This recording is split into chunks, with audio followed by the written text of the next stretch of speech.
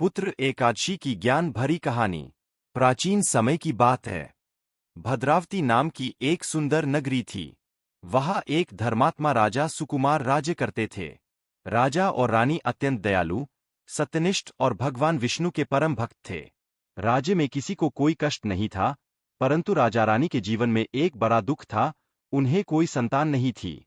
राजा ने अनेक यज्ञ किए, दान दिए, ब्राह्मणों की सेवा की, परंतु संतान सुख प्राप्त नहीं हुआ। वर्षों बीत गए।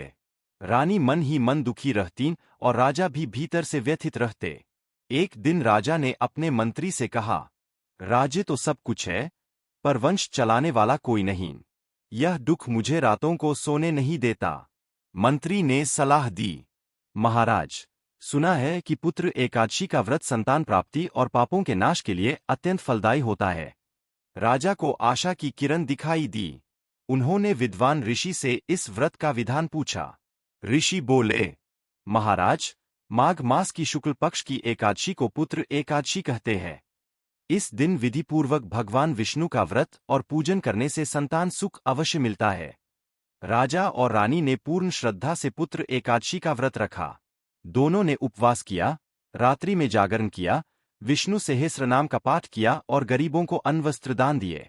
रात्रि के अंतिम पहर भगवान विष्णु राजा के स्वप्न में प्रकट हुए और बोले, राजन, तुम्हारी श्रद्धा, धैर्य और भक्ति से मैं प्रसन्न हूँ। शीघ्र ही तुम्हें एक तेजस्वी पुत्र की प्राप्ति होगी। कुछ समय बाद रानी गर्भवती हुईं। पूरे राज्य में आनंद छा गया। समय आने पर रानी ने एक गुणवान, बुद्धिमान और धर्मप्रिय पुत्र को जन्म दिया। राजा रानी ने उसका नाम धर्मवीर रखा। धर्मवीर बड़ा होकर प्रजा का रक्षक, माता पिता का सेवक और भगवान विष्णु का परम भक्त बना। उसने अपने जीवन में कभी अधर्म का साथ नहीं दिया।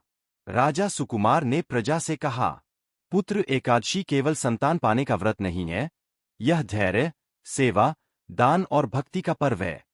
कहानी से शिक्षा। सच्ची श्रद्धा से किया गया व्रत कभी निष्फल नहीं जाता। संतान केवल शरीर से नहीं, संस्कारों से महान बनती है। दान, सेवा और भक्ति से जीवन के बड़े से बड़े दुख दूर होते हैं। भगवान विष्णु भक्तों की पुकार अवश्य सुनते हैं।